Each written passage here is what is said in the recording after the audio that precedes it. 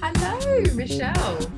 Hey, how you doing? Nice to talk to you at last. Yes, so good to talk to you. And I'm so pleased I could get you to interview for TweetFest. Congratulations on the Wick being in official selection, because we won't Thank know you so much. Yeah, yet. I really wanted to be in this one because the UK actors tweet up and stuff. I attended a few times a couple of years ago, and it's just like a really nice community. So I was really fingers like crossed for this one, and then you accepted me. So thank you so much. Like, Well, we're thrilled to hear that you wanted to be a part of the program, and sure, like, it's a very exciting year. We've got some amazing films, including yours.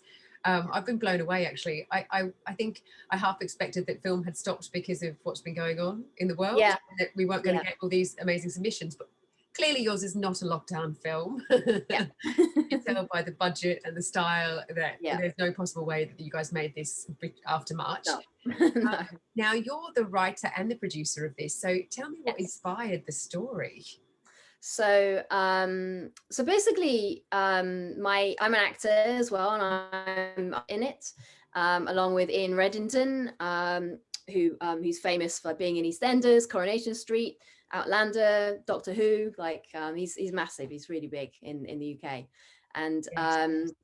yes, and my agent a couple of years ago asked me if I could maybe get some kind of like period drama bits into my show reel. Mhm. And so she was like, oh, maybe write something or get a friend to write something and maybe just like quickly film it. So I'm like, okay. I mean, that's how it started. And Oh, it's so really hard as, it wasn't even yeah, because of the story, it was because you really needed it to showcase you as an yeah. actress. Yeah, great. Yeah. And so, but like, she just said period drama. So there's so many different things. So I was Yeah. first thinking of like maybe like wartime, that kind of thing, with beautiful hairstyles and stuff. And then I watched one of my friends' film that was in like a small like film festival in London a couple of years back. And I got really inspired from that. It was Aurora Fernley, actually. I don't know if you know her, but yeah. We've had Aurora in our competition All right. in the competition twice, and I'm like, there was one year she won, and I can't even tell you the year it was. So yes, so we've been delighted to have Aurora as part of Tweetfest for years. Yeah, so I saw Yeah. her film, Yes. and I think it's called Murmur, and I just Yeah. got really inspired by two women in a forest, period kind of costumes and stuff. And I'm like, okay, that's a really good um, concept, not, my film is completely different from hers or whatever. But basically I thought, okay, it's going to be cheap to, get two women, two actors in a forest, forests are free to, film in. Actually, no, they're not. I realized after that. But then I basically, that night, I went to sleep. I woke up the next morning and I don't know what happened, but basically I thought about like witches, and I don't know, it just came into my mind. And so then I started to Google like a lot of like famous witch trials in the UK. Of course, the biggest one in America is like the Salem. And there's other ones like Pendle witch trials in Yorkshire and stuff. But then I found this other one, and I kind of very loosely based it on this story, basically. Yeah. But it just really kind of captured my my imagination and stuff. So yeah, and then that's how it kind of got on. And then and I wrote it into just a like a little, like a little thing for my show reel. But actually then my one of my friends, the director actually that used to live with me, Sabine Crossan, she basically said, oh, it's a really good idea, you should make it into a short. And I was like, no, like, but and she kept on persisting. And then I wrote it into a short, and then it just got bigger and bigger and bigger and bigger.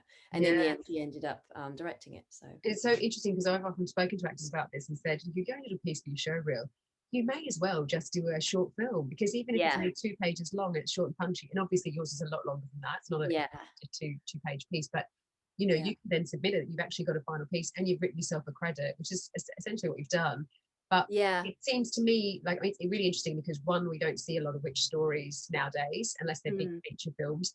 But but two, it's become so, it appears to be so much bigger a project than what you started out as. Like it's now actually something that's going through the festivals, getting really good reviews. Yeah. It definitely turned into something bigger than I was expecting, and bigger than I wanted, to be honest. But actually I'm really thankful for how it turned out. Like, you know, like we like everyone in the team is really happy with the whole project, and now it's just getting really picked up by a lot of film festivals. So yeah, like seriously, I'm really happy with it. But like when I started to write it into a short film, and it just got bigger and bigger and bigger and bigger, I started to call it the monster. I think it still is the monster, you know. It's caused me a lot of like pain, a lot of like tears, but also a lot of amazing joy, and just like a massive kick that like we did it, like, you know, and now it's and also like just writing something for a showreel scene, it's just going to sit on your showreel at the end of the day.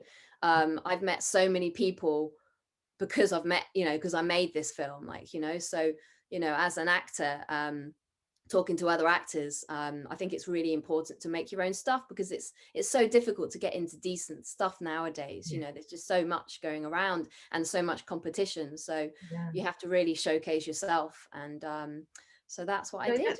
So that is going to lead me on to two more questions about that. So for the actors who are involved in the festival, which there's many, and there's obviously a Best Actor and Best Actress award as part of TweetFest. Oh, yes, that's great. What would you say is like a really interesting learning for you, because you're not just acting in it, you're producing it as well. Do you think with the way that the world's changing, we do actually have to be producing as well? Do you encourage it, or is it a nightmare and you would never do it again? Well, I mean, it is, for how big this project was, and also it being a period drama, and also being my first one that I've ever wrote, that I ever produced, and then also the lead in it and stuff too. For me, like, I was at parts like quite overwhelmed with stuff. Like a week before the shoot, it was like I had a bit of a meltdown, but like, yeah, my mum can tell you about that. But yeah, and my next door neighbor can as well, because I was kind of like screaming and shouting quite a bit. But like, but no, I really encourage it. Like, you know, everyone has, you know, their limits, or they think that they have these certain limits, and you can go way beyond that. Like, and I definitely, like, I wasn't expecting it to be this big of a project. I mean, we in the end, like, we had like we had some really pro people on board, but you know, when you get pro people, they want their assistants and they want other people, and so basically there were about like 38, there were 38 people on set.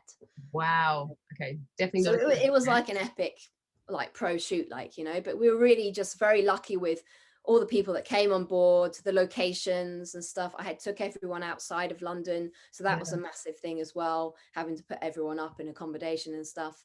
But yeah, but like, yeah, I mean, I was able to do it in the end, like, you know, and then backed up with all the, you know, all the people that that took part in it as well, like, you know. So with, you know, it's always really important to choose like the people that you get on with, the people that you trust, and also the people that kind of share your same kind of vision, but more importantly, that work the same way as you, you know. Yes. So yeah, basically. And then how did you get Ian? Because Ian Reddington's a really big deal. He's got some amazing credits. Brilliant in the short as well, which people will see when they watch the festival. But yeah, how did you get him on board? Well, yeah, so actually initially, not interview, I'm interviewing you. Did he audition for the role? So actually, I actually had to postpone the shoot twice. So the time that we actually shot it was the third time that I was leading up to a shoot, because it was such a massive deal. You know, I realized that, you know, we didn't have enough budget for the first time. The second time, it was just we weren't prepared enough, and all this kind of, and things started to fall apart a bit. But like the first time we were shooting, I actually had another director on board. She had to, after we postponed it, she had to come off because she was like on some other projects. But so she actually we were talking about like different actors that would be great for that role. And we went through a few people that she had contacts with, but they were just not available or whatever. And in the end, I was like, okay, so who else do you think? And she suggested him. And then she went online, and I mean, I don't know whether to say this, but like we kind of just randomly found this email like that was his. And so I reached out to him. I literally just cold called him. I asked him, you know, are you interested? And he basically said, send me the script and let's see. And I sent him the script, and a couple of days later, he got back to me, and it was really short. And he basically said, all I want to do is work with talented people on great projects. Call me.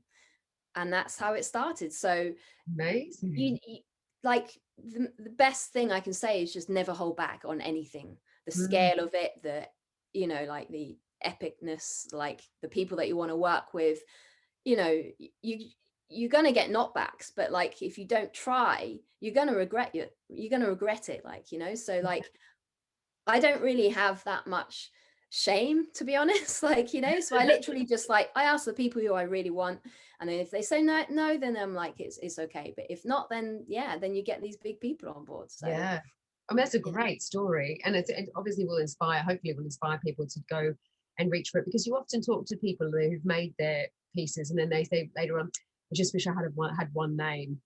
And that, you know, they'll have to go just use people that they know, or they'll audition and get a pool of less experienced actors who are probably equally professional and great. But you know, it just goes to show that if you don't ask, you don't get. But if you do ask, you have some really positive results. Exactly.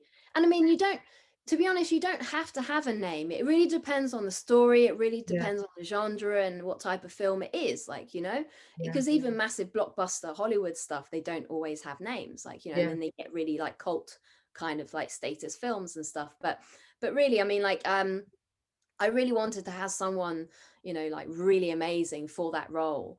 And his face just was like perfect for it. Like, and so I actually kind of had him on board way before then we built up to the final shoot.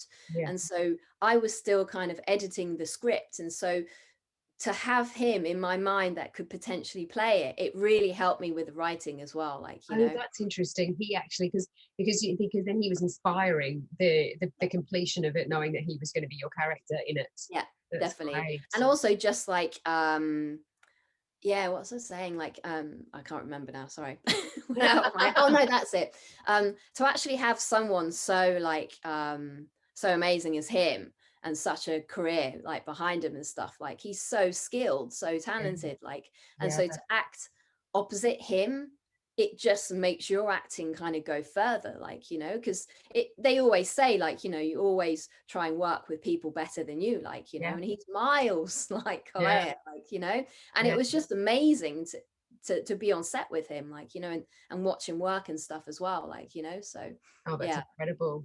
So the Wick is going to be screening next week, and it's going to be in the Reckonings category, so people will be able to watch that on day 2, which will be the 25th of November. And I can't wait to see all the other films that are programmed with that. Yes, as well. It's going to be very exciting. It's a really, like, you've got some wonderful films around yours as well. It's a really fabulous list on your day. I mean, they all are, but yours is very good. Yeah. So yeah, people can get their tickets over at Fest Home if they want to watch. And thank you so much, Michelle, for joining us. We're going to now show the trailer for the Wick, so you can check it out and hopefully catch that trailer before and get you all excited about why you want to see this one and all the rest of the shorts during TweetFest.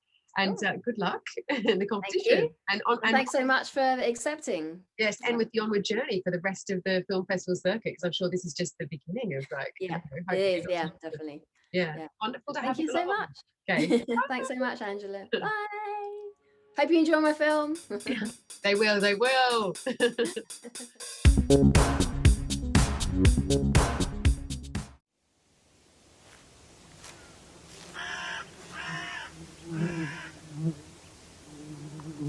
us not into temptation, but deliver us from evil.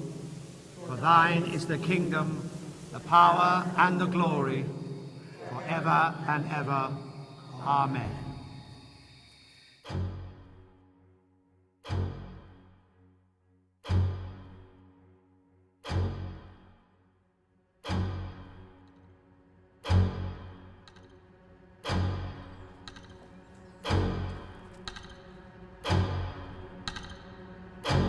She has cursed this village.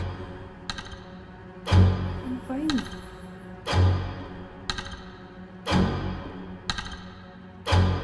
Protector of a witch is no better than a witch.